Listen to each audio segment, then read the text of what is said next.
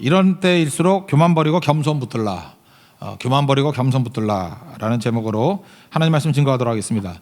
역사를 읽어야 됩니다. 교육 가운데 제일 중요한 교육이 역사 교육인데, 그래서 똘똘한 나라들 보면은 역사를 다 가르칩니다. 국사만 배워서는 안 되고요. 세계사를 배워야 됩니다. 중요 역사를 배워야 된다는 거예요.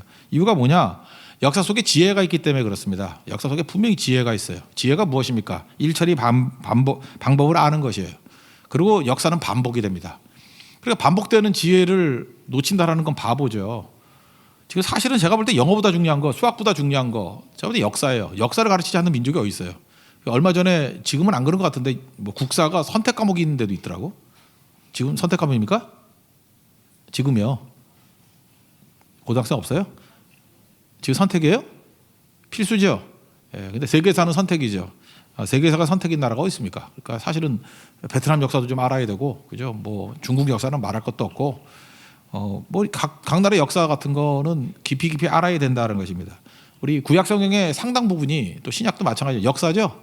역사서라 그러잖아요. 역사를 통해서 하나님께서 지혜를 얻기를 원하시고, 왜냐하면 역사는 반복되기 때문에. 그래서 이게 굉장히 중요하다는 것입니다. 그러니까 역사가 중요하다, 이걸 깨닫게 되는데, 역사 속에 들어가 보면 역사는 곧 뭐냐? 전쟁사예요. 역사의 대부분의 내용들을 보면 이렇게 뭐 기록할 만한 내용들, 아니면 이렇게 터닝 포인트, 그런 거 보면 다 전쟁이에요. 조선시대도 마찬가지죠. 조선시대 전후반을 나누는 게 뭐예요? 임진왜란이잖아요. 임난 이전과 임난 이전, 이후 완전히 달라져 버리죠. 전쟁을 기점으로 조선시대 판도가 바뀌어 버려요. 그러니까 역사는 전쟁사다, 이게 틀리지 않는다는 것입니다. 근데 전쟁은요, 항상 전염병과 같이 옵니다. 그 묘해요. 전쟁 끝나고 나면 전염병이 와요. 호열자라 그래서 뭐 콜레라겠지. 이게 막 돌고, 기근도 같이 와요. 그래서 세 가지는 사실 묶어서 오는 거예요. 전쟁, 전염병, 기근. 특별히 전쟁과 전염병은 이게 같이 오는 겁니다. 그래서 이 전염병이 올 때, 우리는 전쟁을 경험하지 못했지만 전쟁하고도 거의 같은 거다 이렇게 생각해도 다르지 않다라는 것입니다. 이 플레이그라는 거, 이 전염병이라는 건 전쟁과 동시에 오게 된다라는 것입니다. 마흔에 읽는 손자병법, 그런 책이 있어요. 손자병법이 되게 두꺼운데, 저도 여러 가지 읽어봤는데, 손자병법 이렇게 짧게 요약한 게 마흔에 읽는 손자병법. 젊었을 때 읽었을 때 손자병법과 마흔쯤 되고 난 다음에 볼 때 좀 다르다라는 거죠. 좀 다르더라고. 예, 좀 달라요. 손자병법 많이 읽었는데, 특별히 마흔에 읽는 손자병법, 이게 정리도 잘 돼 있는 것 같아요. 꽤 된 책이죠. 거기 보면은 이 전쟁 이후에 사람들의 마음이 피폐되고 인간성이 다 상실된답니다. 왜 그럴까? 전쟁이 속임수기 때문에 그래요. 우리는 전쟁을 경험하지 못해요. 전쟁, 또 이렇게 전염병, 이게 짧지 않고 길게 진행이 되면은 인간성이 다 파괴가 된다라는 것입니다. 왜냐? 전쟁의 내용이 뭐예요? 속이는 거죠. 이쪽 치를 척하다 저쪽 치는 게 전쟁이에요. 전쟁 때 누구 너무 믿는 사람 다 죽어요. 그러니까 전쟁은 속임수예요. 완전히 속임수예요. 그죠? 그래서 말을 말대로 믿으면 안 되고, 전쟁 때는 헛소문 믿어가지고 다 죽어요. 우리 부모님들이 북한에서 이렇게 피난 오신 분들인데, 특별히 외갓집 피난 오신 분들인데, 우리 할아버지, 돌아가신 할아버지한테 맨날 들었어요. 막 소문이 난데, 오른쪽으로 가면 다 살고 왼쪽으로 가면 다 죽는다. 그래서 전쟁 중에도 계속 예배 드렸대요. 예배 드리면 폭격도 맞고 했는데, 위험을 부르쓰고 예배 드렸는데, 큰 집, 외갓집의 큰 집, 뭐 전부 다 대세 따라가지고 오른쪽으로 갔더니 하나도 사는 사람 없었고, 뭐 우리 셋째 이모인가가 늦어가지고 뭐 이렇게 농땡이 쳐가지고 걔 찾다가 못 가가지고 머물러 있다가 살았다, 뭐 이런 얘기. 그다음에 남들이 안 가는 길 갔더니 가지 않는 길 가다가, 그죠? 그러다가 또 살게 됐다, 뭐 이런 얘기들. 거기서 깨닫게 되는 게 뭐냐면, 전쟁은 속임수라는 거예요. 전쟁 끝나고 나면 사람들이 사람을 안 믿어요. 되게 어려워지는 거예요. 제가 탈북자라 그래야 되나, 새터미라 그래야 되나, 제 마음에 탈북자가 와닿았기 때문에 탈북자라고 할게요. 탈북자 이렇게 데려다가 쓰시는 공장 하시는 분이 계세요.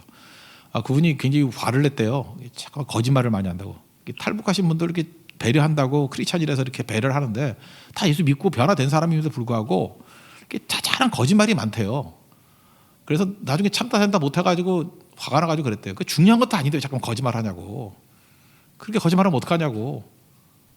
그랬더니 그중에 남자분 한 분이, 탈북하신 분이 그런 얘기 하더라는 거예요. 그분이 이제 장로님인데, 장로님, 우리가 거짓말했으니까 여기까지 왔지. 참말을 얘기했으면 옛날에 죽었다고. 그것도 이해가 되죠. 그러니까 계속해서 중국 거쳐가지고 이렇게 쭉 넘어왔는데 그분은 베트남에서 온 거예요. 중국 거쳐서 베트남 해가지고 한국으로 이렇게 온 분인데 그냥 계속해서 2년 동안 거짓말만 했대요. 거짓말. 그래서 하나 넘기고 그러다 보니까 자기도 모르게 거짓말해야지 자기를 보호할 수 있고 숨길 수 있고 하니까 전쟁이 그런 거예요. 전쟁 끝나고 나면 사람들이 이렇게 거짓말 많이 하고 인간성이 다 파괴가 되는 거예요. 이거 다시 진실로 돌아오는데 40년쯤 걸린대 사회학자들 얘기가. 그러니까 전쟁이 무서운 거예요. 왜냐하면 진실을 다 잃어버리게 되는 거고 속마음을 잃어버리게 되는 거고. 제가 한동안 우리 캄보디아 많이 갔잖아요. 캄보디아 갔더니 캄보디아 사람들이 마음이 열려 있질 않아요. 왜냐하면 거기 폴포트 정권에서 안경 낀 사람 다 죽였다잖아. 그렇게 손 들어가지고 그렇게 손이 보드러운 사람 다 죽이고. 왜냐하면 그 인텔리들이라고 뭐 그런 놈의 공산주의가 다 있어, 그죠? 그래서 사람들 다 죽였다 그래서 사람을 안 믿어요. 왜냐하면 자기 드러내면 죽기 때문에. 그러니까 잘 안 드러내. 그래서 캄보디아 가가지고 사람들 마음 얻는데 되게 오래 걸렸어요. 되게 오래 걸리고 힘들더라고. 그런 것들. 그게 왜 그래? 전쟁 때문에 그래요. 전쟁 지나면은 마음이 다쳐가지고 이렇게 인간성 다 사라지고 거짓말하게 되고 그런 일이 벌어지게 된다는 것입니다. 그래서 사실 전쟁이 무서운 거거든요. 무서운 건데 그 우리가 전쟁과 전염병 이게 거의 같은 맥락인데 우리 제가 볼 때 제가 그러잖아요. 이 코로나 바이러스 이전과 이후에 한국 사회가 많이 달라질 거라니까. 특별히 영적인 판도에서 굉장히 많이 달라질 게 많을 거예요. 왜냐하면 예배도 막 중단하고 막 그랬잖아, 그죠? 막 기도도 중단하고 사회와의 관계도 어떻게 될지 뭐 이게 복잡한 일들이 이제까지는 당연한 거였는데 이제는 뭘 하나 해도 입증을 해야 돼. 왜 해야 되는지를. 그러니까 신앙이 바벨론 포로 이후에 돌아왔을 때 같이 모든 게 입증하는 과정이라고. 그래서 우리가 다시 2세대였는데 이제 복음의 1세대로 가는 거예요. 다시 고민하기 시작하는 거예요. 다 증명해야 되고 우리가 입증해야 되고 우리가 몸으로 체험하면서 세워나가야 되는 일들이 벌어지기 때문에 제가 볼 때 뭐 나쁘지는 않다고 생각해요. 오히려 교회가 더 싱싱해질 수도 있고 좋아질 수도 있고 다 1세대 의식을 가질 수도 있다고 생각을 합니다. 그럼 오늘 이 전쟁의 원인, 이 전염병의 원인이 뭔가를 한번 보세요. 하나님께서는 이 욕심과 교만 때문에 이런 혼돈이 일어나게 만든다는 것입니다. 잘 보세요. 모든 게 욕심, 요약하면 교만이 교만. 전쟁이 왜 납니까? 없어서 전쟁 나는 게 아니에요. 가진 자가 더 가지려고 그러다 보니까 전쟁이 나는 거죠. 여기 보세요. 이 블레셋이 없는 나라가 아니에요. 있는 놈들이 더 뺏으려고 그러다가 전쟁 일으키잖아요. 교만이에요, 교만. 그리고 천상천하 유아독전. 우리보다 강한 거 없어. 우리가 오라. 우리가 제일 잘 나가. 그래서 블레셋 사람들이 하는 얘기들 보세요. 다 교만함이에요, 교만함. 여러분, 하나님의 심판이 언제 임하느냐면 교만이 극에 달했을 때 임해요. 그래서 여러분들 제일 무서운 게 뭐냐 하면 뭐 여러 가지 타락도 무섭지만 교만 지수가 높아지면 위험한 거예요. 이 바벨탑이 교만이잖아요. 그죠? 교만하면 그걸로 끝나는 거예요. 그래서 이 사회를 봐도 너무 이게 이 정부도 그렇고 뭐 지식인도 그렇고 자꾸 교만해져. 그럼 되게 두려워해야 돼요. 이거 끝까지 안 가겠네. 왜냐 하나님께서 교만한 자를 대적하신다고 그랬잖아요. 하나님이 대적해서 살아남을 자가 누가 있어요? 교만은 마귀죄거든요. 하나님과 같이 되고자 하는 거. 선악과가 교만 아니에요. 하나님과 같이 된다고. 그러니까 내가 하나님 되는 거예요. 교만. 그래서 교만이 무섭거든요. 자기가 다 옳다 그러고 자기 주장이 옳다 그러고 막 집단적으로 막 린치가 하고 막 이런 것들. 이게 다 교만이거든요.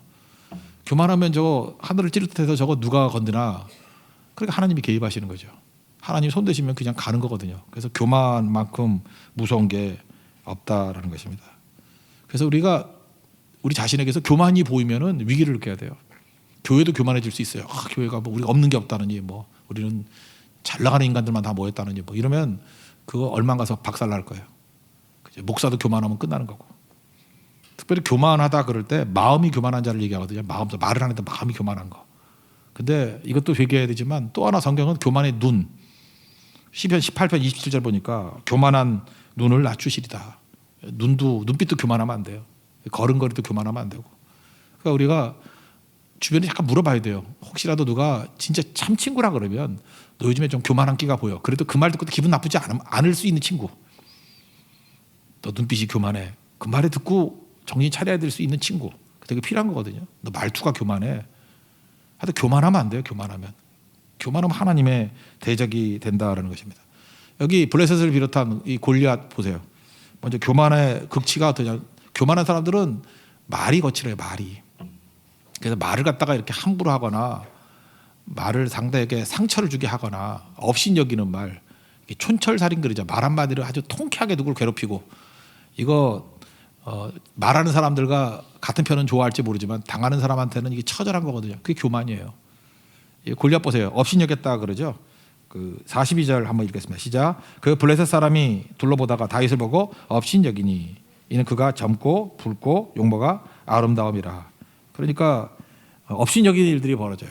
저 사람은 뭐 한 줌도 안 되는 거라 그러고 그런 학교 나와가지고 뭘 하냐고, 그런 환경에서 인물이 나오겠냐고, 그게 생긴 거냐고, 그 외모냐고, 그런 아버지 밑에서 뭐가 나오겠냐고, 그런 주제.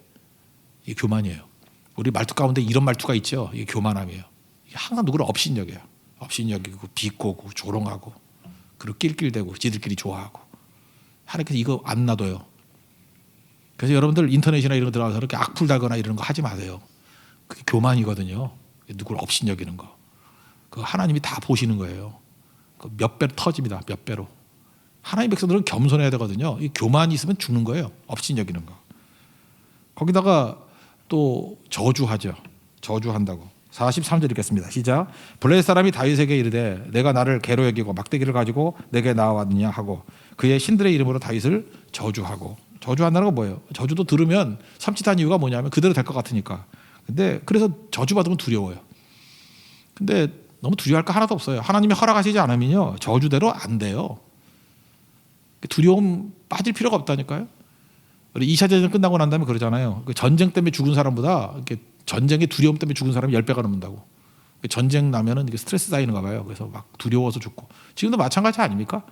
이 코로나 바이러스 때문에 사람들이 상당히 그 두려움이 임하는 것 같아요. 다 두려워해요. 우리 성도들은 좀 덜 두려워하는 것 같아요. 두려워하면 여기 나왔겠어? 그죠? 근데 지금 뉴스 보니까요, 그 병원에 많이 가는데 문전성시를 이루는 일반 병원이 잘 안 간대요. 정신과래요. 약 받으러 가는 사람 되게 많대요. 지금 공황장애 오고 우울증 오고 막 못 견뎌하고 막 그런 사람들, 발작하는 사람까지 막 나온대 지금. 너무 두려워서. 두려움이 그런 거거든요.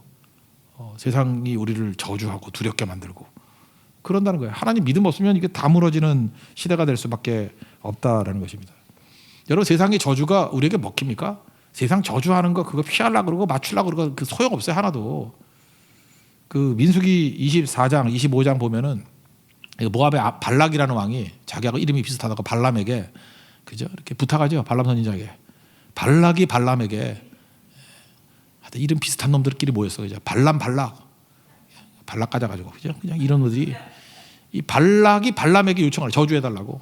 그랬더니 돈 먹고 저주한다고 했는데 저주가 돼요? 3번이나 돈 먹여가지고 저주하라 그랬더니 저주가 안 되고 오히려 축복을 하더라고. 이게 유명한 사건 아니에요? 하나님 백성은요 아무리 놔둬도 이거 이스라엘 백성들이 뭐 알았어? 몰랐다고요. 이거 뒤에서 돈 먹고 이게 무슨 일이 벌어진지 우리가 다 몰라요. 어떻게 알아 내막을.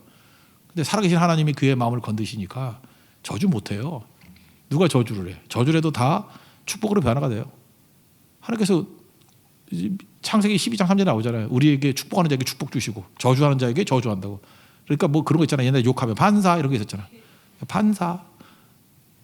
이게 유래가 창세기 12장 3절이에요. 반사. 저주하면 저주하라고요. 그러면 그게 받을 만한지 못하면 그 저주가 그에게 돌아가요. 축복도 마찬가지예요. 축복도 받을 만한지 못한 사람이 축복해서 가면 그 사람에게 돌아간대. 그러니까 우리는 누구를 축복해야 했어요? 축복받을 자격이 전혀 없는 사람에게 자꾸 축복을 해야 돼. 모든 축복과 은혜가 넘칠지어다 부어질지어다 그럼 다 내게 온다고. 그죠? 내가 혼자 내게 축복했나? 왜 이렇게 축복이 임하지? 그러니까 사실 원수 사랑이 그게 사실은 제일 짭짤하게 남는 장사죠. 예. 그렇지 않아요? 그 원수 사랑만큼 좋은 게 없어요. 그죠? 원사 미선, 미워하는 자를 선대하는 거. 그죠? 저주하는 자를 축복하고, 그죠? 모욕하는 자를 위해서 기도하는 거. 그것만 남는 장사가 없다고. 사실은 하나님께서 그걸 사용하셔서 성도들에게 축복하고 기도하라 그러고 환대하라 그러고, 그래서 성도의 기도를 통해서 살리기도 하시고, 하나님의 심판에 놓여가지고 돌이킬 수 없는 자들에게는 그 모든 복이 또 다시 다 자기에게 돌아오게 만든다고요. 이게 되게 중요한 거죠. 그러므로 이 세상의 교만, 이건 저주하고 업신여기고 이런 세력이라는 것입니다. 그러면 우리 그러잖아요. 저거 어떡합니까? 저거 놔둡니까? 하나님 놔두나 이게 결국은 끝장나게 되는 거죠. 그래서 하나님의 심판 이렇게 보세요. 어떤 사람이 교만해서 업신여기고 잠깐 저주를 해. 그럼 우리는 예상이 어떻게 되냐면 이제 맞나 틀리나 봐요. 이제 하나님이 팍 쳐가지고 죽여버릴 거야. 안 그래요. 교만에 대한 하나님의 심판이 뭔지 아십니까? 성공이에요. 이거 잘 봐야 돼요. 어떤 사람이 무지 교만해. 그래서 막 업신여기고 저주하고 막 지멋대로 하고 다녀. 그럼 우리는 기대한다고, 하나님 저거 언제까지 참으십니까? 이제 성도들이 그런 마음 딱 먹을 때 보면은 성공에 있어. 막 성공해. 그럼 또 좌절해. 뭐 하나님 살아계십니까? 뭐 어찌하여 하울렁 어쩌고 저쩌고 하면서, 그죠? 언제까지 뭐 이러고.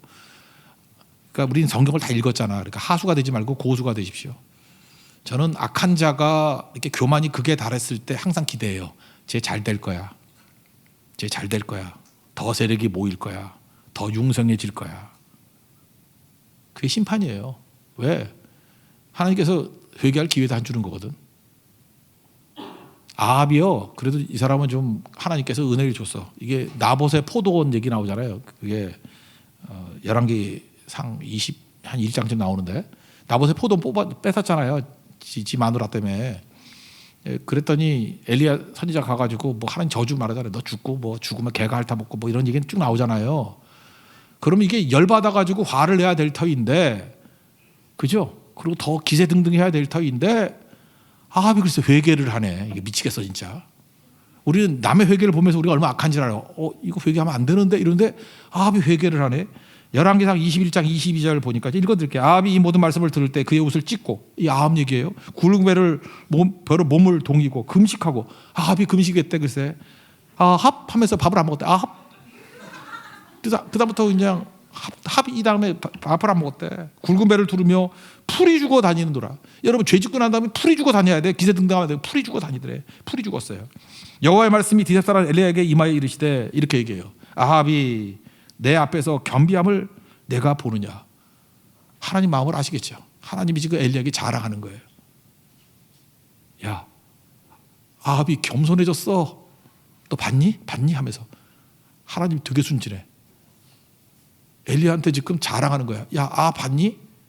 아합이 내 앞에서, 하나님 앞에서 겸비함을 내가 보느냐. 그가 내 앞에서 겸비함으로 내가 재앙을 저의 시대에는 내리지 아니하고 그 아들의 시대에야 그의 집에 재앙을 내리라 하셨더라.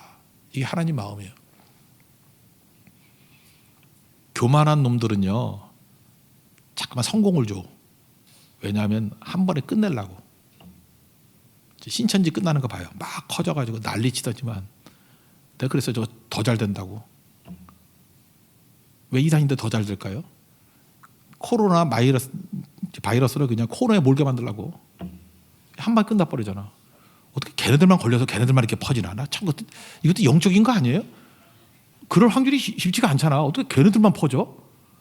걔네들이 뭐 이렇게 DNA가 다른가? 나 잘 모르겠어, 그죠? 그래서 그냥 이건 어찌 보면 이게 유월절하고 비슷한 거 아니에요? 똑같은 재앙인들이 넘어가고 거긴 걸리고 넘어가고 걸리고. 뭐 어떻게 해석할 수 있어? 이건 모르겠어요. 내가 의학에 대해서 문외한인지 모르지만 너무 이상한 거야. 너무. 딴 사람들은 그렇게 확진이 안 되는데 거기는 83%래. 그러니까 확진은 그러니까 증상하면 83%가 걸리는 거래 거기에. 그러니까 뭐 일본에서 무슨 뭐 유람선 있는 사람 빼듯이 우리는 한국 사람 그러니까 좀 싫다. 우리도 또 나눠서 해야 될 것 같아. 신천지와 한국 사람 이게 나눠야 될 것 같아. 그죠? 이게 좀 이상하잖아요. 좀 되게 이상하잖아. 이거 정상인가 이게? 내가 볼 때 이게 영적인 거라고 해석해도 되지 않겠어요? 이거 좀 너무 이상하지 않아요? 그래서 깜짝깜짝 놀라고 있어요. 지금 놀라고 있다. 이게 무슨 일인가 이게? 그래서 여러분들 교만에 대한 심판은 뭐냐면 잘 되는 거예요. 여러분 주변에 있는 친한 친구들을 둬야 돼. 믿음의 친구들을. 내가 자기는 몰라. 내가 지금 잠깐 교만해져. 막 교만해서 눈빛도 교만하고 말투도 교만하고 행동도 교만하고 하는 짓거리가 다 교만이야. 자기가 막 기세등등하고 기고만장해서. 근데 주변에 있는 사람들 막 기도를 해. 하나님 저를 불쌍히 여겨주세요. 근데 꺾이면은 아합같이 꺾이면은 산 거예요. 걔는 안 죽었어. 하나님께서 건져주신 거야. 근데 더 성공을 하네. 그럼 우린 좋아할 것도 없지만 사실은 애통하면서 그의 모습을 봐야 돼요. 그냥 가는 거예요. 나중에 씨가 말라버려. 그게 하나님이 일하시는 방법이에요. 그래서 여러분들 하나님 앞에 번졌을 때 내가 깨지고 넘어지고 뭐 상처 있고 이러는 거 그거 복이에요. 사랑하니까 그런 거지. 그래서 여러분들 꺾이는 걸 배워야 돼요. 그래서 고집 센 자들 되면 안 돼. 내가 잘못했습니다. 이게 정답이에요. 하나님 나를 불쌍히 여겨주세요. 내가 죄인입니다. 이 꺾여야 되는 거예요. 바리새인들은 죽어도 안 꺾여. 그러니까 다 죽었지. 하나님 난 죄인입니다. 불쌍히 여겨주세요. 나를 축복해 주세요. 나를 건져주세요. 그럼 아합도 살았다니까. 아합도. 교만하면 죽어요. 근데 겸손하면 다 살아요. 왜? 겸손한 자에게 은혜를 부어주시기 때문에. 이게 중요한 거거든요. 하나님 앞에서 이러한 모습이 있기를 바랍니다. 그럼 또 이런 생각하잖아요. 하나님은 그러면 악한 자가 이제 팍 꺾이는데 누굴 통해서 꺾어요? 선한 자를 통해서 꺾는다. 그래서 여기 다윗이 골리앗 물리치는 거는요 굉장히 예외적인 케이스예요. 하나님의 사람이 대적을 직접 물리치는 애가 거의 없어요. 그래서 이 사무엘상 17장은 그래서 너무 예외적이니까 맨날 이것만 설교하잖아요. 이거 비슷한 장면 나와요? 어디가 나와 성경에? 믿는 사람이 가가지고 작사를 내고 정복을 하고 돌아왔더라 이런 거 어디 있어? 없으니까 맨날 사무엘상 17장 보지. 그래서 믿는 사람이 대승리를 거두는 거 별로 없어. 그리고 이거 말고는 이제 또 여리고성 무너뜨린 건데 그건 아무리 봐도 내가 한 것 같지가 않아. 그냥 돌기만 했지. 하나님이 무너뜨린 것 같아. 근데 여기는 인간이 좀 한 것 같잖아. 뭔가 다윗이 뭐 나가서 뭐 돌멩이도 돌리고 뭐. 다윗이 했다라는 게 메시지가 아니에요. 이것도 하나님이 하신 거죠. 그게 메시지예요. 근데 자꾸 이게 다윗이라는 다윗을 영웅화시키는 거는 성경 잘못 보는 거예요. 여러분 잊지 말아요. 악한 자를 심판하는 방법은 하나님의 백성들이 아니에요. 우리가 심판한다고 생각하지 마요. 하나님이 우리를 그렇게 나쁜 데 사용 안 해요. 우린 맨날 기도 이렇게 하잖아. 하나님 나를 억울하게 만든 놈이 있습니다. 나에게 피눈물 나게 만든 놈이 있습니다. 하나님 나에게 축복을 부어주시사 은혜를 부어주시사 보복해 하옵소서. 그저 작사를 뭐 내 눈에 피눈물 나게 하는 거 저희 가슴에 피가 흐르게 하옵소서. 하나님이 여러분들 사랑하시기 때문에 그렇게 안 써요. 오히려 잘 되면 용서하게 만드시지. 누가 우리가 보복의 주역으로 만든대요. 그런 일 없어요. 이게 비슷한 게 이제 하박국서에 나오는데 하박국서 1장을 보면은 이스라엘이 범죄했습니다. 그래서 거기에서 하박국서에도 제일 중요한 단어가 뭐라 그랬어요? 기억하시는지 모르겠는데 강포라는 단어. 강포. 하박국서에 굉장히 많이 나와. 강포. 이게 포악함이 아주 극에 달했다 그런데 강포.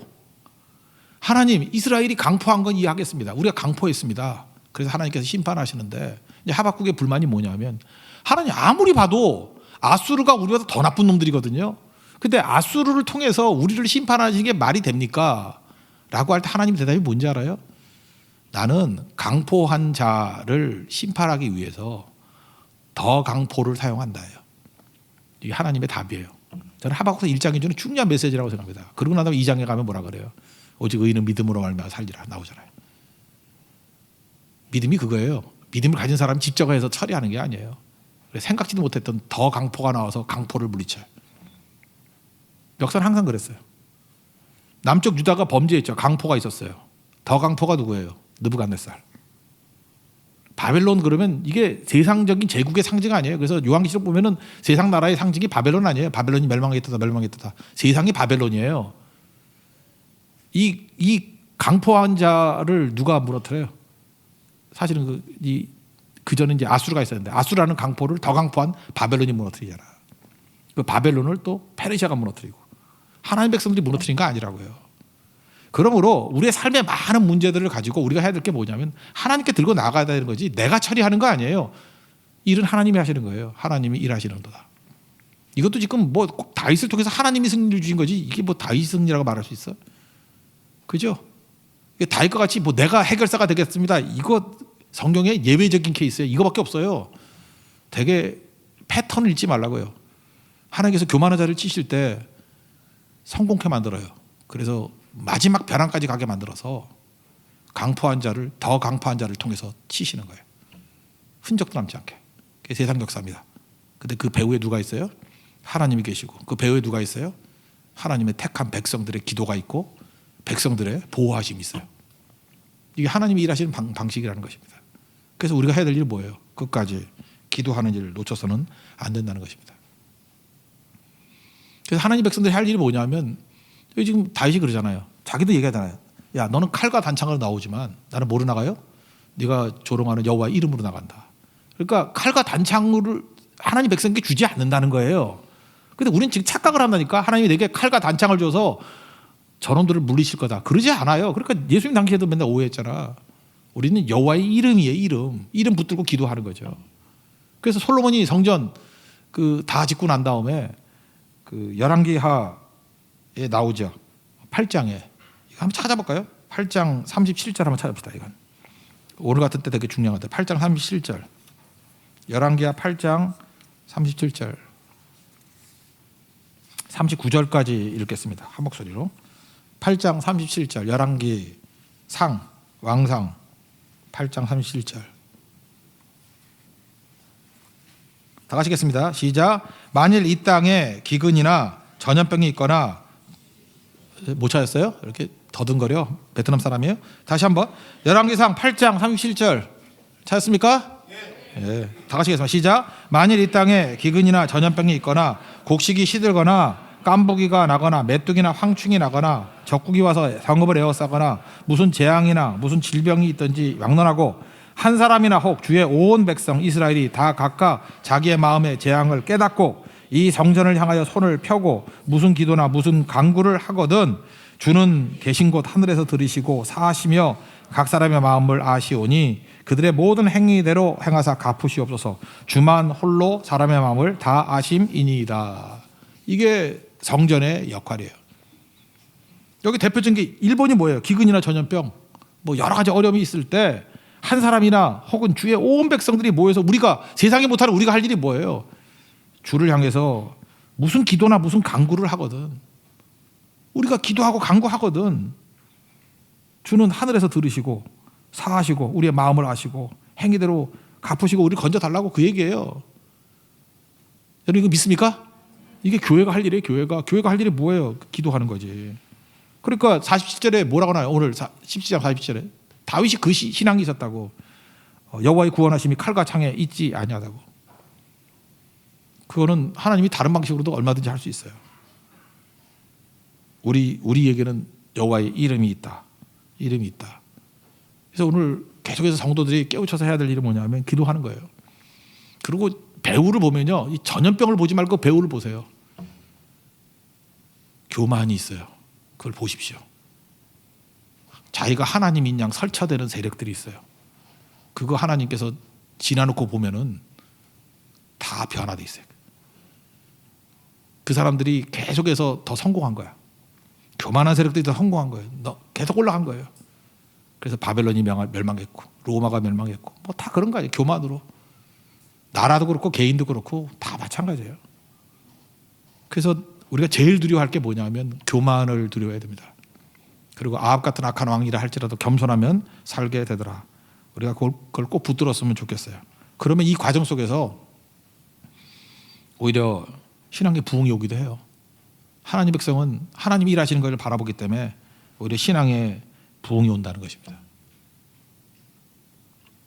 우리나라 역사를 한번 보면요, 새벽기도가 그 주기철 목사님이 있을 때 뭐 본인은 했다 그러는데 일제 시대 때 새벽기도 안 했대요. 일제 시대 때 언제 새벽기도냐면 부흥회 때만 했대요. 부흥회 때만. 근데 지금같이 월화수목 이렇게 계속 매일같이 하는 새벽기도는 전쟁 이후에 한 거예요. 한국 전쟁 이후에. 부흥회 때만 새벽기도 하고 보통 때는 새벽기도 안 했거든요.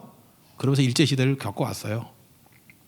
그런데 전쟁을 겪으면서 하나님 앞에 기도하는 거 외에는 기도하면 사는 거고 기도하면 두려움을 이기고 승리하는 거예요. 그래서 여러분 그거 모르세요? 이게 한국 전쟁 끝나고 난 다음에 기독교인들이 생각보다 이렇게 상권을 다 잡게 된 거. 왜냐면 다른 사람이 다 두려워 쫄고 있는데 예배 드리면서 힘을 얻는 거예요. 예배 드리면서 두려움을 이기는 거예요. 예배 드리면서 오히려 더 뜨거워지는 거예요. 그러니까 여러분 같으면 누구 집에 가서 사겠어? 얼굴 생생하게 웃으면서 생기가 넘친 데 가서 사겠어? 아니면 다 죽어서 두려워 떨면서 거기 돈 두고 가요? 이런 사람한테 사겠어? 안 그래요? 어딜 가겠냐고. 그러니까 뭐 의욕적으로 뛰는 두려워하는 상황에서 두려움 이긴 사람이 승리하는 거지. 그때부터 새벽기도예요. 새벽기도. 뭐 대표적인 영락교회 그 남대문 시장 있는 사람들 보세요. 새벽보다 깨어가지고 그 상권 다 잡았잖아. 저 옛날에 영락교회 부흥회 한번 하고 난 다음에 제가 남대문 시장을 못 가겠더라고. 명동을 못 가겠더라고. 다 거기 교인들이라서 돈을 안 받아가지고 미안해서 못 가겠더라고. 미안해서.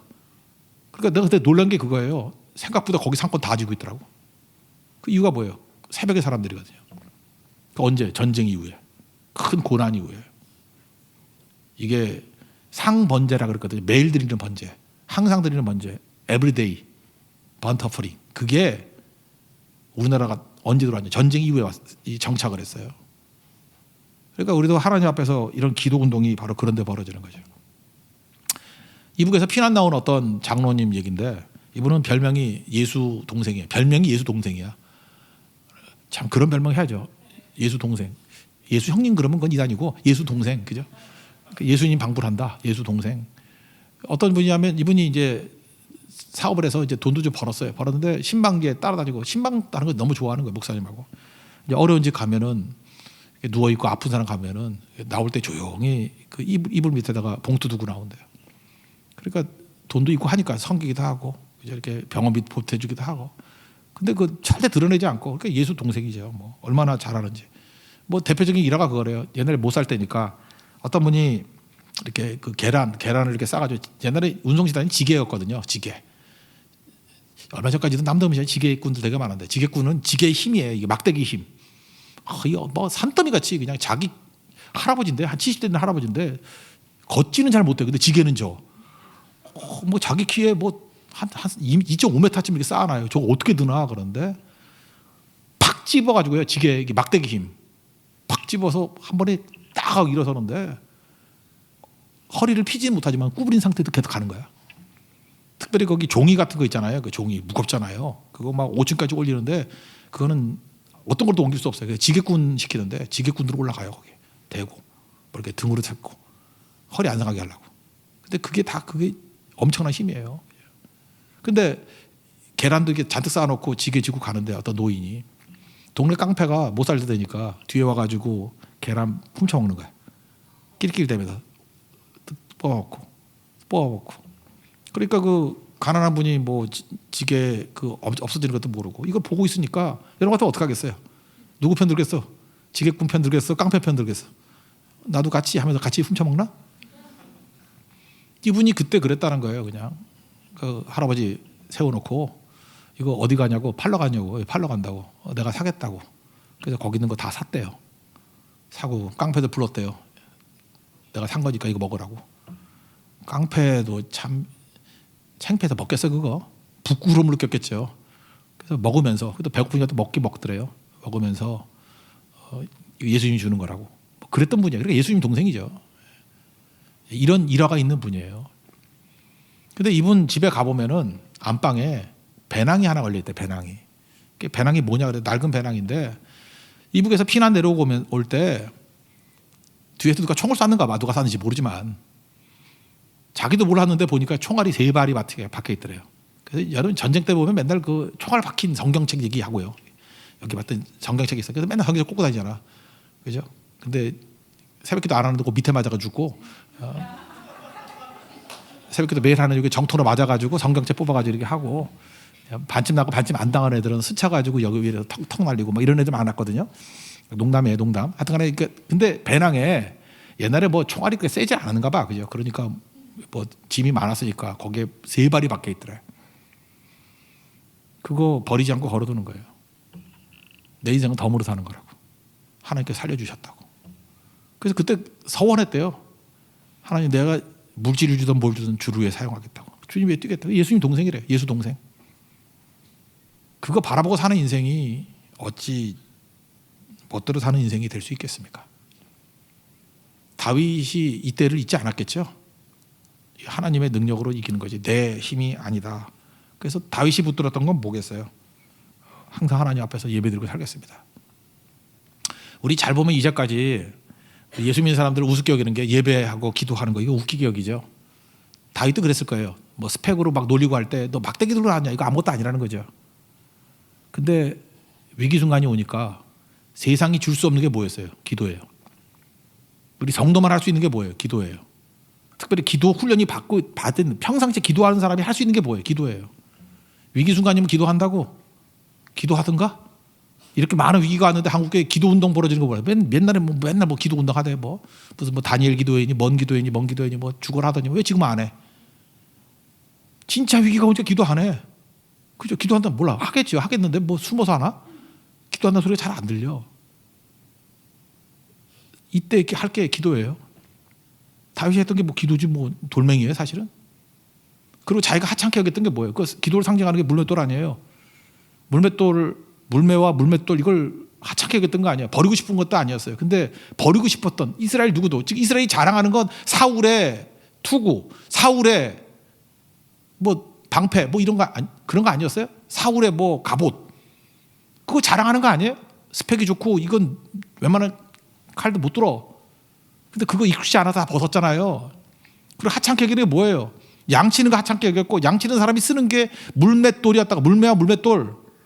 근데 하찮게 여겼던 그것이 승리케 만들잖아요. 우리의 물맷돌이 뭐예요? 그게 기도지. 아무도 물맷돌에 대해서 주목하지 않아요. 저거 아무것도 아니지 뭐. 저거 아무나 할 수 있는 게 기도지. 아무나 못해요. 기도가 골리앗 맞추는 거예요. 기도가 우리에게 승리를 주는 거예요. 예수님도 그래서 돌이라 그러잖아. 버려진 돌이 모퉁이 돌 되었다고. 예수님 다 하찮게 여겼다고. 예수님 돌이라고, 아무것도 아니라고 무시했잖아 예수님. 근데 그것이 모퉁이 돌, 코너스톤이 되었다는 거예요. 이게 핵심입니다. 그래서 여러분 겸손하면 사는데, 겸손 중에 최고의 겸손은 뭐냐면 주가 일하시는 거고 내 삶 전체를 주님이 주관하신다는 것을 인정하는 거. 그게 기도입니다. 교만하면 죽습니다. 잊지 마십시오. 세상은 교만해요. 근본이 교만해요. 교만한 세상, 우리가 말씀을 증거했더니 겸손으로 돌아오더라. 그럼 소망이 있는 거고, 더 기고만장해서 더 열매 거두고 더 성공한다 그러면 끝난 거예요. 그거 하나님 직접 없애버립니다. 그리고 겸손한 자에게 은혜를 주셔요. 이때 중요한 건 겸손이라는 것이 은혜를 담는 그릇이라는 걸 깨닫고 항상 주께서 채워주시는 그 은혜만을 누릴 수 있는 믿음의 종 되기를 바랍니다. 자리에 일어나겠습니다. 우리 하나님의 은혜 찬양합시다. 은혜로 겸손케 하시고 기독케 해달라고. 오늘도 교만한 세상에서 우리 겸손한 기도하는 자들 되게 해달라고. 은혜를 담는 자. 그래서 은혜가 임하면 승리하게 됩니다. 오늘 은혜를 구하는 기도 마지막 드리겠습니다. 그래서 오늘은 그 기도하고 마칠게요. 예, 기도하겠습니다. 하나님의 은혜.